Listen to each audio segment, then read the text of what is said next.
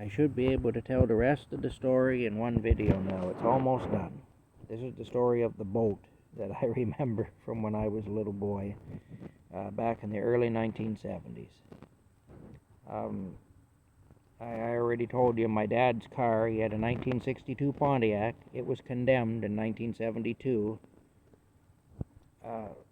No, in 1974 it was condemned. The frame had gotten broke in 1972 in an accident, and it was condemned in 1974. He drove it until 1975, but he had to sneak around on the back roads to do it because the OPP had ordered him to take it off the road. So, OPP is Ontario Provincial Police, for anybody listening that wouldn't be familiar with that term. There was a dump had sprung up on the side of the road, on one of the back roads that we used to take to get around, to get to the neighboring town and so on. And there was a boat.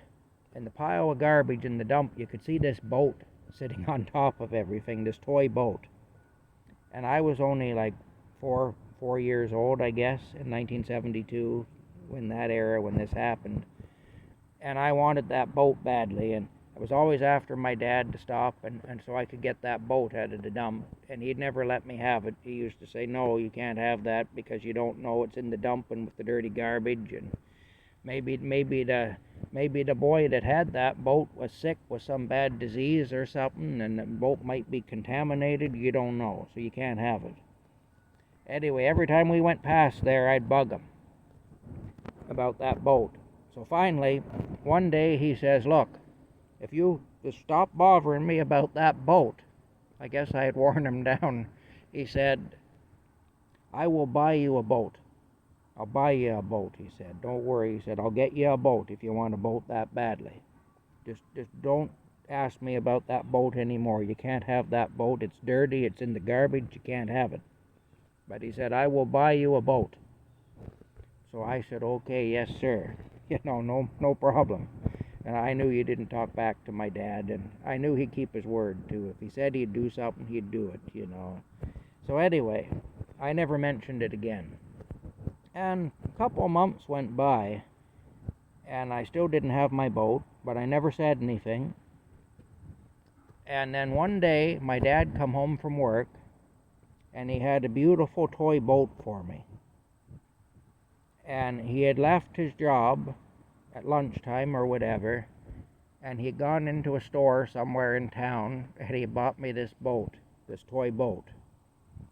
And he said, there you go. He said, you kept your word. He said, you didn't mention that boat. We went by there plenty of times, and you didn't say a word about it. So he said, I'm keeping my word. And here's your boat that I promised you. Anyway, I never forgot that.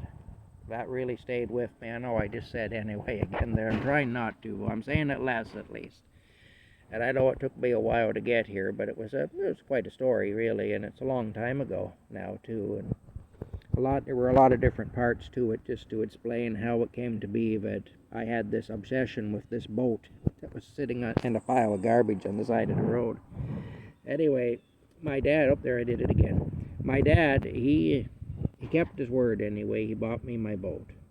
So, that was pretty good anyway. And it's another memory I have from when I'm a kid, kind of a good memory.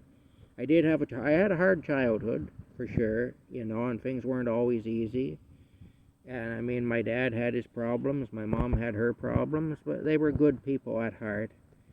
And I won't say it was always a good life, but I will say that I have some good memories, and I'm glad of that, And that's one